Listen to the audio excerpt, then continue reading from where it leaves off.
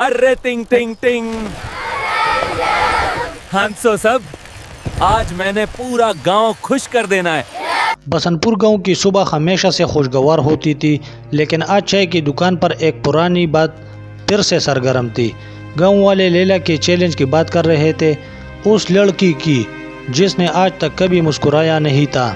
मुल्ला जी ने ऐलान कर दिया, जो इस पत्थर दिल को लड़की को हंसा देगा, उसकी शादी और आधी ज़मीन उनको देंगे। मौला बख्श अपनी हवेली के बड़े दरवाजे पर खड़े थे। उनका चेहरा सख्त और आवाज़ बुलंद थी। हर उम्मीदवार को वो एक ही वार्निंग दे रहे थे, हंसा दो तो सब कुछ, वरना गाँव छोड़ दोगे। अंदर से लैला की ठंडी सी आवाज़ आई, बाबा वक्त ज़ाया मत करो। हवेली की ऊंची छत पर लैला अकेली खड़ी गाँव को देख रही थी। उसका चेहरा हमेशा की तरह उदास था। उसकी छोटी बहन गुलबानो ने प्यार से पूछा, लेकिन लैला का जवाब बहुत गहरा था, जब दिल खुद बोलेगा तब, अभी तक नहीं बोला। सुनहरी खेतों में शेरू अपना काम करते हुए गीत गा रहा था। जब उसे लैला का चैलेंज का पता चल गया, उसके होंठों पर एक शरारती मुस्कुराहट आ गई। उसने कहा, मैं ज़रूर कोशिश करूँगा। रात के अंधेरे में गांव का मेला रोशन हो रहा था। रंग बिरंगी रोशनियां और ढोल की धन गूंज रही थी। शेरू जो गिलर बनकर सबको हंसा रहा था, लेकिन लैला सिर्फ खामोशी से देख रही थी। उसकी आंखों में एक अजनबी सी खामोशी थी। मेले के शोर से दूर नदी के किनारे चांदनी रात में शेरू लैला से मिला।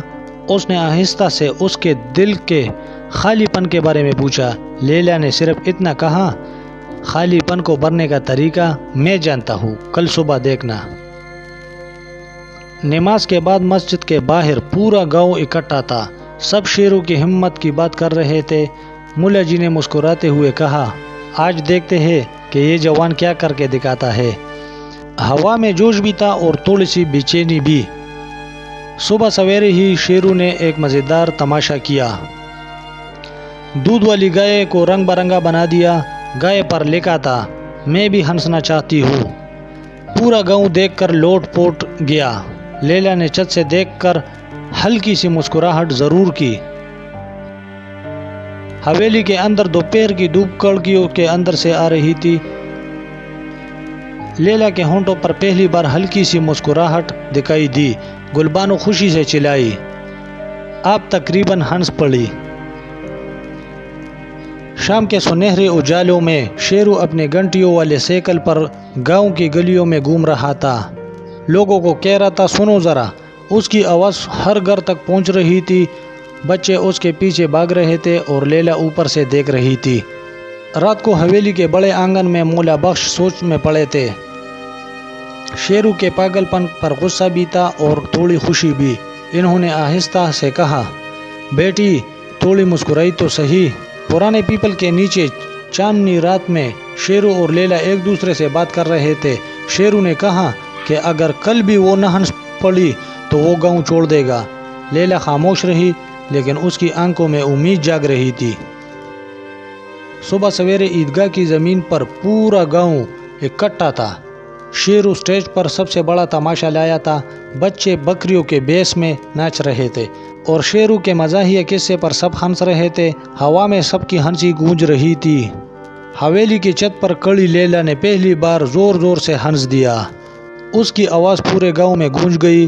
गुलबानो खुशी से नाच उठी और कह दिया कि आप ही हंस गई, आप ही हंस गई। शाम के सुनहरे रंगों में मौला बख्श ने शेरू का हाथ पकड़ लिया।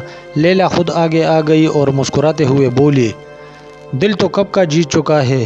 पूरा गांव खुशी से चिल्लाया, फूल बरसाए और बसंतपुर की ये खूबसूरत कहानी खुशी के साथ ख़त्म होती है, जो हमें ये सबक देता है कि कभी कभी एक छोटा सा आदमी भी बहुत बड़ा काम कर सकता है।